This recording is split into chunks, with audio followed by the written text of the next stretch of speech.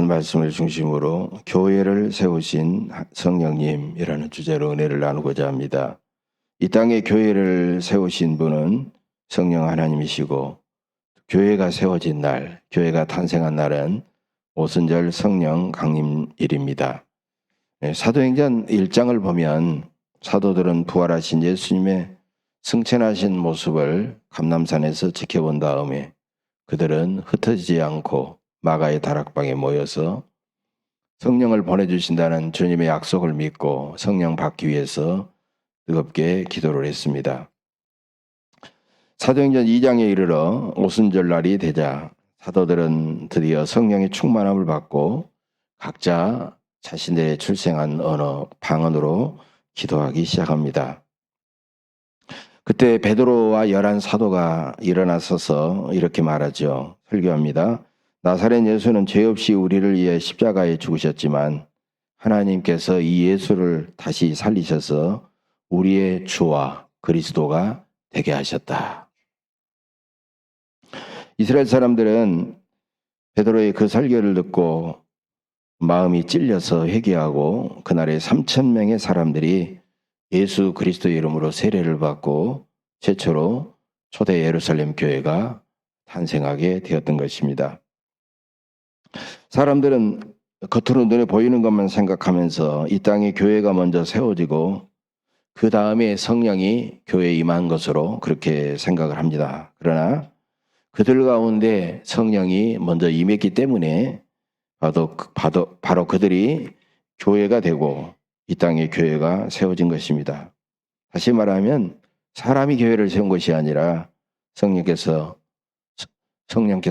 사람에게 성령으로 임하여 그 사람을 통하여 교회를 세우셨다는 것입니다.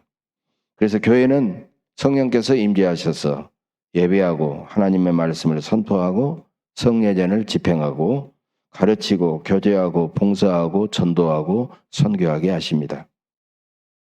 사람들은 교회의 부흥과 성장의 기준을 눈에 보이는 것만 생각하죠. 그래서 교인 숫자가 늘어나고 재정이 증가하고 또 교회당이 점점 커지고 또 여러 가지 프로그램이 다양하고 또 행정이 아주 더 전산화되고 이런 것들만 교회가 성장하고 부흥한 것으로 생각합니다. 그러나 교회의 부흥과 성장은 성령으로 충만한 초대 예루살렘 교회의 모습을 그대로 모방하고 그대로 회복하는 것입니다. 그러면 성령께서 맨 처음에 세우신 초대 예루살렘 교회는 어떤 교회였을까요?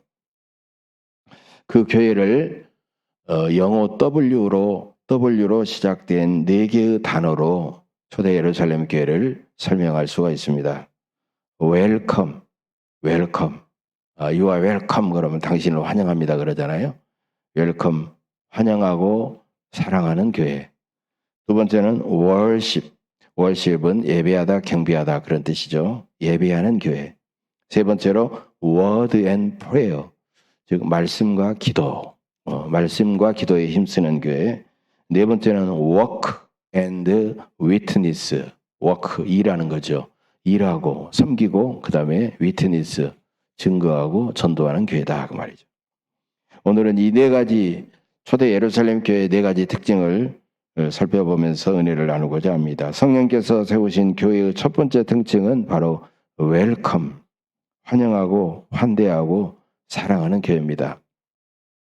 사도행전 2장에 나오는 예루살렘 교회를 어떻게 묘사하고 있어요? 서로 교제하고 떡을 떼며 이렇게 말하고 있고, 믿는 사람들이 다 함께 있어 모든 물건을 서로 통용하고 또 재산과 소유를 팔아서 각 사람의 필요를 따라 나눠주며 날마다 마음을 같이하여 성전에 모이기를 힘쓰고 집에서 떡을 떼며 기쁨과 순전한 마음으로 음식을 먹었다. 이렇게 너무 아름다운 모습을 표현하고 있습니다.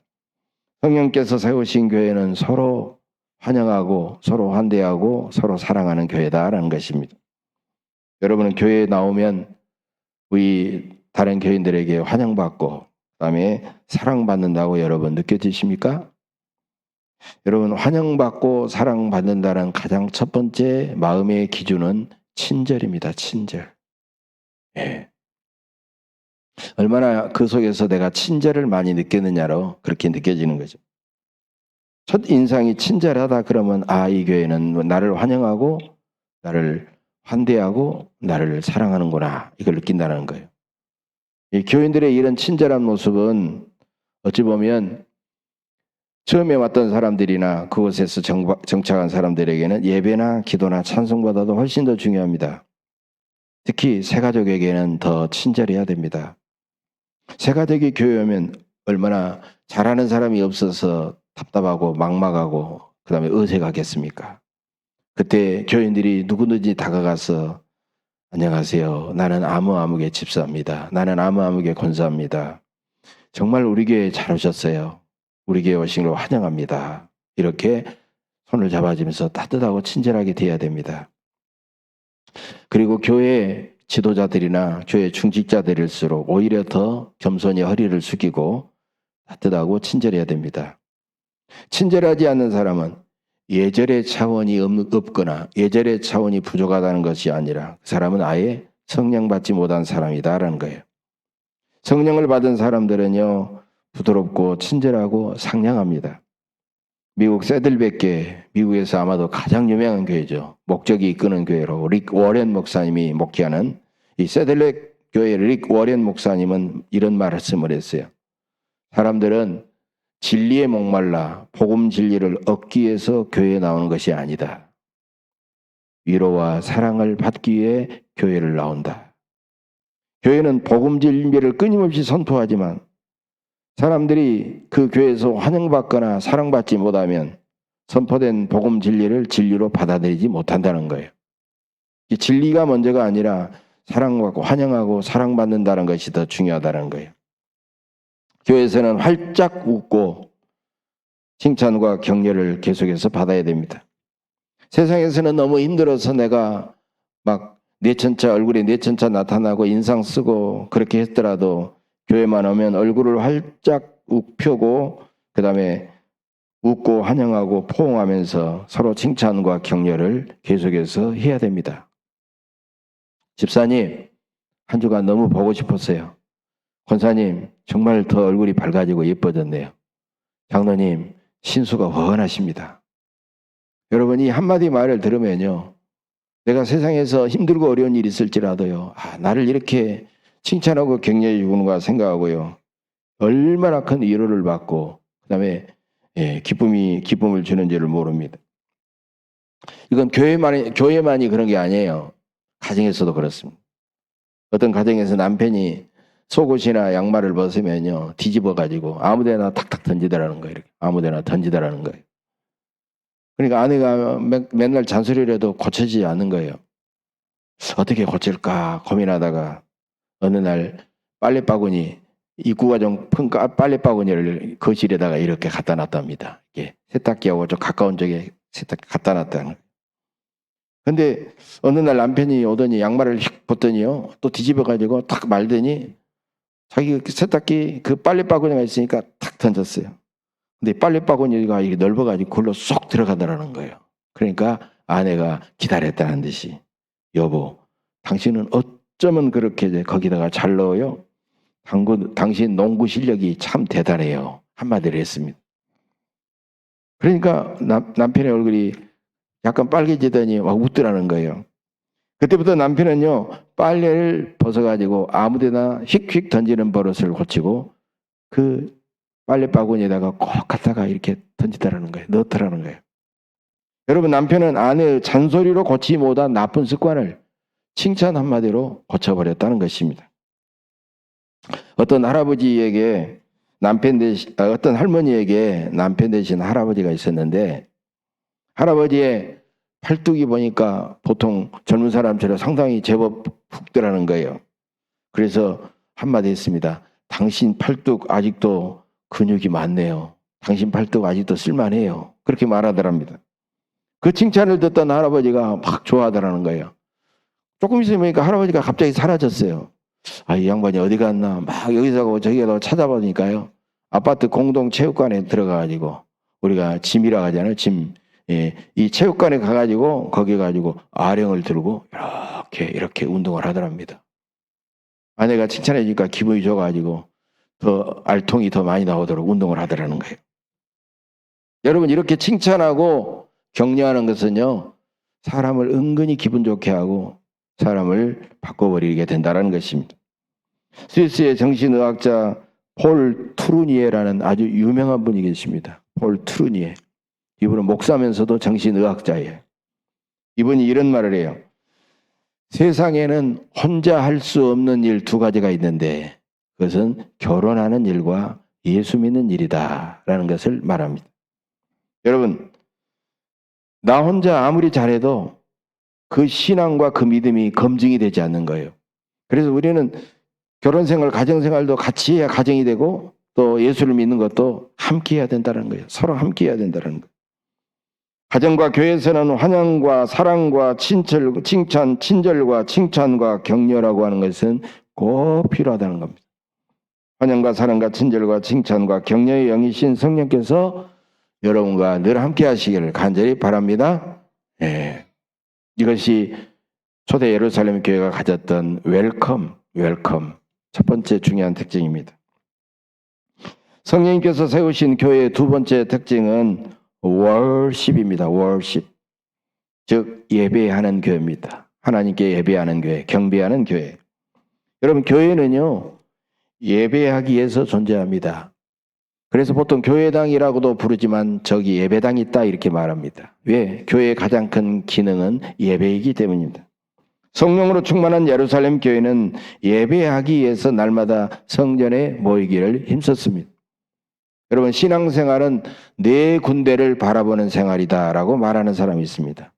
어떤 네 군데가 어디입니까? 첫째로 위를 바라보는 생활인데 위를 바라보는 것은 예배입니다. 그 다음에 옆을 바라보는 것은 환영하고 사랑하고 친절입니다. 옆을 바라보는 것, 옆에 교우들을 바라보는 것, 다른 사람을 바라보는 거죠. 그 다음에 안을 바라보는 것은 가르침이요 교육입니다. 그 다음에 저 밖을 바라보는 것을 바로 섬김과 선교라고 합니다. 밖을 바라보는 것. 그래서 우리가 선교하기 위해서 먼 나라에 가는 것을 우리가 아울리치라는 말을 써요. 아웃리치. 거기까지 내가 뼈보다 나가서 닿는다라는 거예요. 그런 의미가 있어요. 예배는 교회가 가장 먼저 해야 될 가장 존귀한 사역이라는 것입니다. 유명한 영성학자 필립 얀시라는 분이 계시는데 이분은 이런 말을 했어요. 하나님은 우리를 일꾼, 일꾼으로 세우기 전에 예배자, 워시퍼, 예배자로 세우셨다라고 말하고 있습니다. 우리는 교회를 섬기는 일꾼이 되기 전에 먼저 예배자가 되어야 된다는 것입니다. 우리는 교회에 일하러 오기 전에 먼저 예배자로 왔습니다. 오늘도 주방에서 봉사한 분이 계시지만 예배도 참석 않고 주방에서 열심히 일하는 거 하나님 기뻐하겠어요? 천만에 기뻐하지 않는 거예요. 먼저 하나님 앞에 예배를 드리고 그 다음에 우리가 교회를 섬기고 봉사를 하고 일하는 거예요. 예배를 먼저 잘 드려야만이 그 심령에 평안이 있고 또 다른 모든 일도 잘 할 수 있기 때문이다라는 것입니다. 왜 우리는 예배를 드려야 할까요? 어떤 목회자가 교인들에게 예배를 드리는 이유에 대해서 그냥 무작위로 대답을 하도록 그렇게 설문조사를 받았습니다. 10가지 대답이 나왔습니다. 첫째, 좋은 설교를 듣고 내 삶을 재충전하려고. 두 번째, 친구들이 교회에 많이 나오니까. 세 번째로, 내가 늘 교회에 항상 나왔으니까. 네 번째로, 온 가족이 함께 모이는 좋은 기회니까. 다섯째로, 교회에 오면 하나님이 더 가깝게 느껴지니까. 여섯 번째로, 우리 부모님과 배우자가 교회에 나오는 걸 원하니까. 일곱 번째로, 내가 좋아하는 음악도 듣고 노래도 부를 수 있으니까. 여덟 번째로, 우리 회사 사장님과 사원들이 이 교회를 다니니까. 아홉 번째, 내가 좋아하는 이성 친구가 이 교회를 다니니까. 열 번째로, 교인은 당연히 교회를 다녀야 하니까. 여러분, 조금 더 있을 거예요. 그러나 대부분 이런 다양한 이유로 교회를 다니지만 가장 중요한 본질적인 것이 뭐겠느냐 말이에요. 예배다라는 거예요. 예배. 어쨌든 교회를 여러 가지 동기로 여러 가지 이유로 나왔지만 중요한 것은 예배를 드린다라는 거예요. 예배를 왜 드리십니까? 그 이유가 무엇이든지 간에 예배를 드리는 이유나 교회를 나오는 이유가 무엇이든지 간에 예배는 하나님을 만나는 거룩한 시간입니다. 하나님의 영이 예배 중에 임재하십니다. 예배의 형식과 분위기는 매우 다양할 수가 있어요. 전통적으로 2000년 동안 교회는 다양한 예배를 드려왔습니다. 성만찬 중심의 신비한 예배, 말씀 중심의 진지한 예배, 엄숙한 전통적인 예배, 찬양과 경배가 어우러지는 자유로운 예배, 즉 어떤 예배의 형식과 어떤 분위기도 예배를 드리는 선택하고 예배를 기획하고 예배를 드리는 사람은 자유겠지만 절대로 빠지면 안 되는 것은 그 가운데 임재하신 성령의 충만한 임재입니다. 여러분, 구약이나 신약에도 예배를 드리는 장엄하고 웅장한 모습들이 많이 나왔는데 공통적인 것이 뭐예요? 하나님의 거룩한 영이 그곳에 충만했다는 겁니다. 모세와 이스라엘 백성이 드렸던 시내산 예배도 하나님의 영으로 충만한 예배였습니다. 솔로몬이 예루살렘 성전을 봉헌하는 예배도 하나님의 영으로 충만한 예배였어요. 하나님의 영광이 성전에 가득한 예배였다는 거예요. 초대 예루살렘 교회도 예배를 드릴 때 성령으로 충만한 예배를 그들이 드렸다는 겁니다. 예배를 예배답게 만드는 것은 우리 눈에 보이는 여러 가지 예배의 구성 요소가 아니에요. 예배의 어떤 다양한 순서가 아니에요. 그 가운데 충만한 성령의 임재하심이다라는 것입니다. 여러분은 예배를 얼마나 사모하십니까? 일을 다 한 다음에 시간이 나면 내가 예배 드려야 되겠다 이러십니까? 아니면 어떤 바쁜 일이 있더라도 일을 멈추고 시간을 내서 우리가 예배를 하십니까? 세상 일에는 시간을 많이 쓰는데 예배 시간은 너무 인색하지 않습니까? 높은 사람 만날 때는 막 하루 전부터 연습도 하고 정장도 입고 미리미리 나와서 막 30분 전에 1시간 전에 나가서 막 기다리고 준비하는데 우리가 하나님께 예배를 드릴 때는 얼마만큼 많은 준비를 하고 정성을 다하십니까? 여러분, 좋은 일꾼, 좋은 봉사자가 되기 전에 먼저 신실한 예배자가 되시기를 간절히 바랍니다. 예배를 잘 준비해서 잘 드리는 것만큼 풍성한 은혜를 받게 되고 풍성한 은혜를 받은 것만큼 우리는 하나님께서 지혜와 능력을 그에게 부어주심으로 세상에서 승리하는 것입니다. 성령으로 충만한 예배자가 되시기를 간절히 바랍니다. 성령님이 세우신 교회의 세 번째 특징은 Word and Prayer, 말씀과 기도에 힘쓰는 교회입니다. 본문 42절에서 그들이 사도의 가르침을 받아 했는데 예루살렘 교회의 모든 활동은 성령 받았으니까 너희들이 알아서 해라 하는 게 아니었어요. 사도들이 끊임없이 그들을 가르쳤어요. 교육했어요. 그 가르침과 교육에서 나왔다는 겁니다.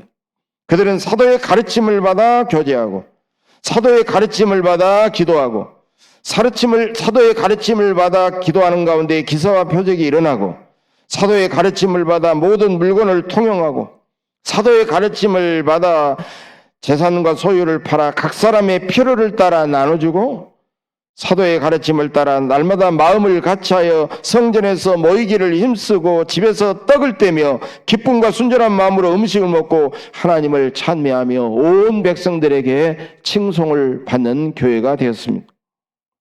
그들은 성령으로 충만하여 하나님 앞에 각자 방언으로 기도할 만큼 정말 뜨거운 교회였음에도 불구하고 사도의 가르침을 받아서 그 사도의 가르침이 그들의 행동의 표준이 되어서 교회를 겸손히 섬기게 되었던 것입니다. 저도 신학교를 벌써 졸업한 지 1980년에 신학교를 졸업하고 83년도 초에 대학원을 졸업하고 정말 오래됐습니다. 그러나 지금도 계속해서 책을 읽고 계속해서 공부하고 있습니다. 성령이 임하시면 진리의 말씀에 끊임없이 배가 고프기 때문에 계속해서 읽을 수밖에 없고 공부할 수밖에 없다라는 겁니다. 습성에 매여가지고 경험에 의존해서 살아가는 것이 아니라 끊임없이 진리의 말씀을 탐구하는 것이 필요합니다. 여러분, 마귀는 우리를 직접 유혹하고 직접 공격해서 넘어뜨린 적이 없습니다. 마귀는 사람들에게 나쁜 습관을 계속해서 반복하게 함으로써 나쁜 일을 반복하게 함으로써 결국 나쁜 습관으로 굳어지게 해서 넘어뜨리는 것입니다. 그 사람은 나쁜 습관 때문에 스스로 넘어지고 멸망해버리는 것이, 끊임없이 예배 시간에 지각하는 습관, 전혀 성경 공부를 하지 않는 습관, 기도하지 않는 습관, 이제 신앙생활을 남체면 의식하며 형식적으로 하는 습관, 전혀 헌금을 하지 않는 습관, 다른 사람을 섬기지 않고 늘 자기 주장만 내세우는 습관, 이런 습관이 생기면 마귀가 공격할 필요도 없이 자기 스스로 무너져버리고 마는 것입니다. 거룩하고 좋은 습관이 몸에 배면 마귀를 이기고 행복한 신앙생활을 할 수가 있다는 것입니다. 하나님의 말씀을 끊임없이 사모하고 공부하고 쉬지 말고 기도하면 그런 굳건한 반석 위에 서게 되고, 우리는 예수님의 은혜 안에서 점점 강한 성도가 되어가는 것입니다. 성령님이 세우시는 교회는 성도들이 말씀과 기도에 더욱 힘쓰는 그런 교회입니다. 마지막 성령님이 세우신 네 번째 교회의 특징은 work and witness입니다. 즉 섬기고 주님을 증거하고 전도하는 교회입니다. 성령님은 우리를 먼저 예배자로 만든 다음에 다른 사람을 그 다음에 섬기고 증거하고 전도하고 선교하는 일꾼으로 만드는 것입니다. 초대 예루살렘 교회는 크게 두 가지를 했습니다. 하나는 끊임없이 섬기는 일을 했고, 그 다음에 다른 하나는 세상에 나가서 복음을 증거하고 전도하고 선교하는 일을 했던 것입니다. 다른 사람을 섬기는 일은 몸과 재물과 주님께 받은 은사로 한다면, 전도와 선교는 말과 시간과 재물과 거룩한 삶으로 하는 것입니다. 성령 받은 사람은 마땅히 서로 섬기는 일을 기쁨으로 감당해야 됩니다. 다른 사람을 섬기는 일은 섬김을 받는 일보다는 더 낮은 일이고 천한 일이라고 생각하지만 전혀 하나님이 보시기에는 그렇지가 않습니다. 여러분, 가마를 매는 사람이 가마를 타는 사람보다 훨씬 더 활기 있고 건강하고 장수하게 살아갑니다.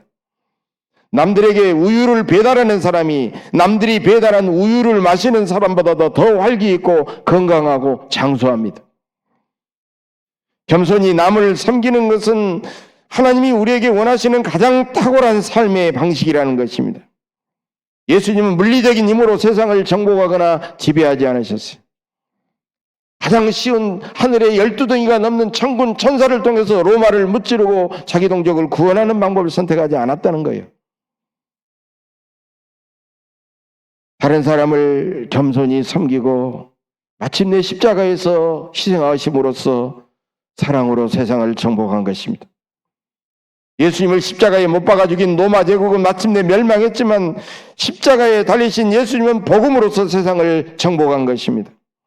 교회는 이 세상을 끝없이 섬기기 위해서 존재합니다. 교회의 섬기는 모습은 복음이 세상으로 스며들어가는 최고의 선교 전략이라는 것입니다. 겸손히 다른 사람을 섬기다 보면 섬김을 받는 사람의 마음은 점점 은혜를 받고 감동하게 되고, 스스로 교회에 대해서 날카롭게 생각하던 그들이 스스로 무장을 해제하게 되고 결국은 구원의 복음을 받아들이게 되는 것입니다. 우리가 전도하고 선교하기 위해서는 예수님의 사랑을 들고 배고프고 헐벗고 병들고 소외된 사람들에게 우리는 다가가야 합니다. 본문 44절의 말씀, 믿는 사람이 다 함께 있어 모든 물건을 서로 통용하고 또 재산과 소유를 팔아 각 사람의 필요를 나눠주는 그런 삶을 살았던 거예요. 이런 삶은 결코 우리가 함께 날마다 만나고 신앙생활하는 교인들에게만 제한되지 않고 끊임없이 지역사회로 나가고 땅끝까지 점점 우리의 사역의 지경을 넓혀가야 된다는 거예요. 교회는 세상을 섬김으로써 밥도 주고 옷도 주고 약도 주면서 사람을 구원하는 구원의 복음도 함께 그들에게 줄 수 있어야 된다는 것이, 참다운 변화는 옷차림이나 외모나 어떤 것이 아니라 바로 그 사람의 영혼이 변하는 것이며 그 영혼의 변화를 통해서 그의 삶을 변화시키는 것입니다. 어떤 사람이 밥을 먹고 실컷 배는 불렀지만 그 사람이 술 마시다가 싸우다가 죽고 밖에서 그냥 잠자다가 얼어서 죽는다고 하면은 그 교회는 그 사람에 대한 사명과 책임을 다하지 못한 것입니다. 오늘 본문은 우리들에게 이런 사명과 비전을 주고 있습니다.